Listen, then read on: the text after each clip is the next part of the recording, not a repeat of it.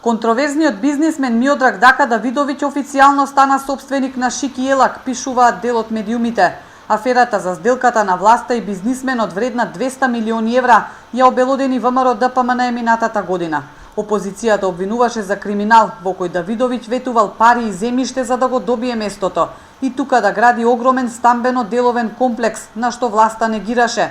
Инаку Дака на јавноста е познат од аудиобомбите кои ги пушти опозицијската ВМРО ДПМН пред изборите. Во разговорите јасно се слуша дека тој дал 300.000 евра за да му се завршат работите, а дополнително ветува 2000 метри квадратни земјиште и 2 милиони евра доколку се заврши работата со Шики Елак. Прво е спорно што слушнавме разговори во кои што јасно е како одела шемата. Второ е спорно дека никој не ги демантираше средствата кои што биле дадени, напротив, Дака Давидовиќ кажа дека ги дал тие 300.000 евра. Трето што е спорно е кажа дека се среќал со Драги Рашковски, генералниот секретар на владата, редовно. А зошто е битен Драги Рашковски? Затоа што целата постапка за купување на земјиштето и објектите на Шики Елак оди преку генералниот секретар на владата на најмалце 3 седмици на влада во 2018 и 2019 година и финално кажува дека имал и ќе има средби со Зоран Заев и она што е најбитно, после еден месец молчење, откако јас ја извадив аферата, Зоран Заев лично призна дека стојат позади таа работа. Парцелата од 71.000 квадратни метри минатата година доби нова намена. Општина Тетово одлучи локацијата да се користи за домување и за трговски дејности.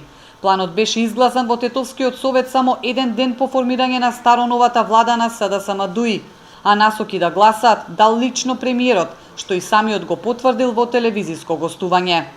Советниците во советот на општина Тетово консултираат централата. И да, насоката беше да гласат. Како што гласа и другите од мнозинството. Поминало и на влада, нели тоа? Поминува и на влада, Министерството за транспорт. Согласност во февруари дадено. Ја се прави пренамена нов урбанистички план и друга е вредноста на земјиштето. Со во постапката на донесувањето на урбанистичките планови, јас сум мотиватор да се носат урбанистички планови. Скандалот со Дупот и Шики Елак веднаш најде на остри реакции во јавноста и негодување за големото бетонизирање, односно дека овој огромен комплекс урбанистички ќе го оптовари градот. Од 230.000 квадратни метри, околу 80.000 се предвидени за деловни објекти и дури 140.000 за станови, односно предвидени се да никнат неколку висококатници со околу 2000 стана.